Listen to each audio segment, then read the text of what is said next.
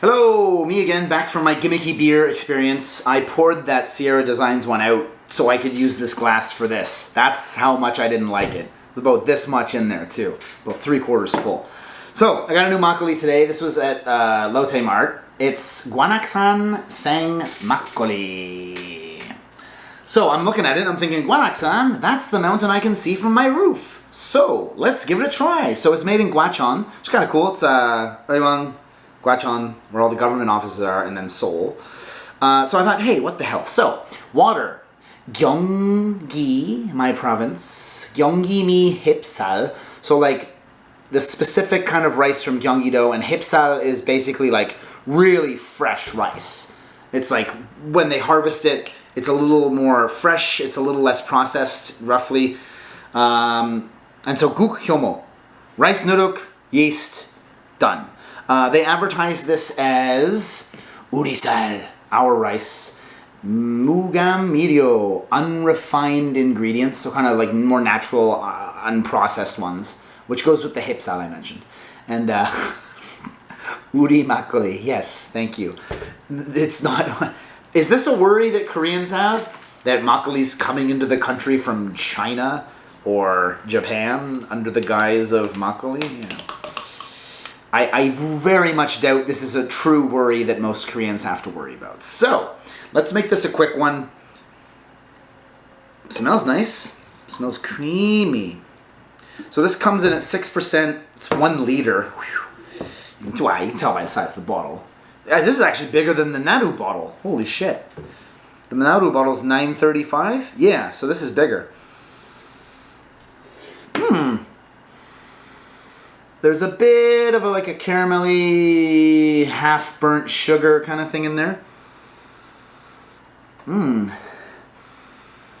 There's almost like a... it sounds bad, but it's not offending my nose. But it's like if you go into go to the YMCA and they have the big pool, and it has that kind of pool smell, which is kind of chlorine-y, but don't think of it offensively. There's just the tiniest bit, and it's not bothering me. I don't know what it'll taste like later, but there is this kind of sanitary, not alcohol sanitary, but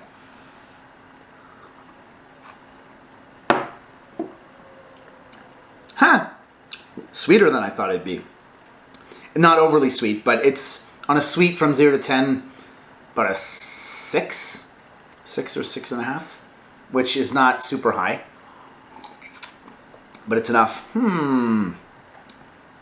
There's a nice kind of, almost like a melon. Let me place the melon. Like a cantaloupe almost. The alcohol is actually, it's only 6%, but it tastes like the alcohol is stronger than most 6% makgeollis that I have.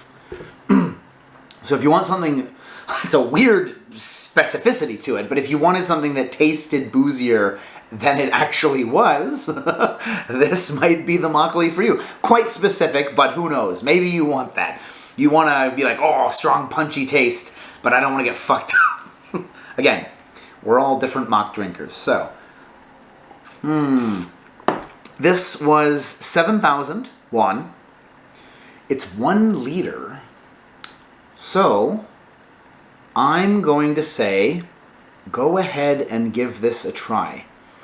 Yeah, it's quite fresh tasting. Tastes really, there's a really bright kind of sparkle to it. And I don't mean sparkle like carbonation. There's 0 carbonation in this. But there's a nice liveliness to it. Crispness, a freshness, real boozy punch without actually having the booze in it. Kind of a nice muskmelon cantaloupe undercurrent to it. Yeah, give this a try if you find this well worth $7, especially for the size too. 750 ml would be a quarter less, so that would be a smaller bottle. Equivalent price would be about 5,300, 5,400, somewhere in there. So not that expensive, and given the taste and the quality of the ingredients, again, I always rant about this. No aspartame. They put yeast in it, but that's not a big deal. That's totally acceptable from a home brewing purity standpoint. So, yeah, water, rice, noodle, and yeast. Give this a try. Yeah, it's not amazing, but I do think it's worth the price, and you should definitely try this. So, gets a recommend. If I had to give it a rank out of 10, Give it like a solid 7, 7.5, somewhere in there. Yeah. Presently surprised. Oh, maybe it's that Sierra Designs beer I had that's fucking up my vocabulary. Anyway, pleasantly surprised. Cheers.